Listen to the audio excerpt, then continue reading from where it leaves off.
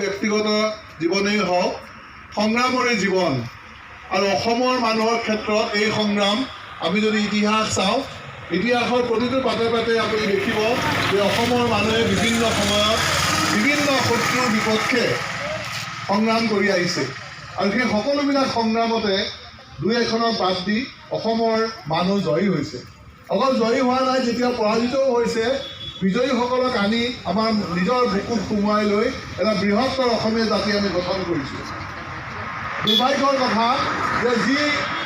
অসমীয়া জাতি 17 বাৰ মোগলে আক্ৰমণ কৰি পৰাজিত কৰিব নোৱাৰিলে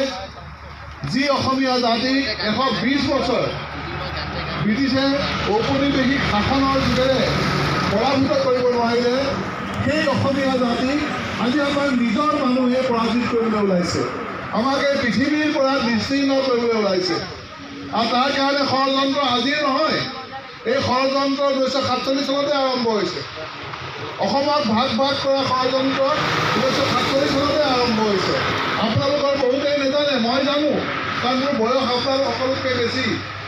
মই যেতিয়া মেপ আঁকিছিলোঁ অসমৰ তেতিয়া গোটেইখন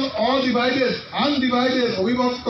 অসম আছিলে নগাপাহাৰ আমাৰ জিলা আছিলে অৰুণাচল আমি এখন নেফা বুলি পঢ়িছিলোঁ 5খন জিলাৰ সমষ্টি আছিলে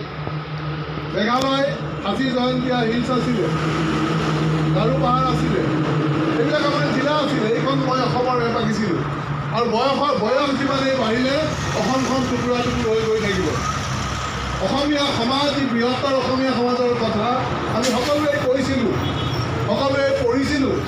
অসমীয়া সমাজত হিন্দু মুছলমান খ্ৰীষ্টান বৌদ্ধ সকলো মিলি অসমীয়া সমাজ হৈছিল বঙালী ভাষা কোৱা মানুহ বিহাৰী ভাষা কোৱা মানুহ বা অন্যান্য ভাষা কোৱা মানুহ অসমত আহি অসমত থাকি অসমীয়া হৈ পৰিছিল এই অসমীয়াখন বয়স বঢ়াৰ লগে এই অসমখন বয়স বঢ়াৰ লগে লগে মই সৰু সৰু টুকুৰা বিভক্ত হৈ যোৱা দেখিলোঁ 2001 চনত মই কলিতা আই লিখিছিলোঁ প্ৰান্তিকত চোৱাকৈ প্ৰকাশ হৈছিল তাৰপিছত কিতাপ আকাৰে প্ৰকাশ হ'ল সেইখনো একো উপন্যাস বুলি মই ক'ব নোখোজোঁ সেইখন অসমীয়া সমাজৰ দস্তাবেজ উঠি অহা প্ৰজন্মই যি দেখিছে অসমত মই যি দেখিছোঁ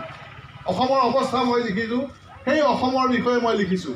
তাৰপিছতো মোৰ যিমানেই আজিকালি মই লিখোঁ গল্প প্ৰবন্ধ যিয়েই নহওক মোৰ মেইন যিটো উদ্দেশ্য থাকে সেইটো হ'ল অসমীয়া সমাজক সচেতন কৰা আৰু মোৰ অসমীয়া সমাজৰ জাতিভেদ নাই মোৰ অসমীয়া সমাজৰ সম্প্ৰদায় নাই মোৰ অসমীয়া সমাজৰ ধৰ্ম নাই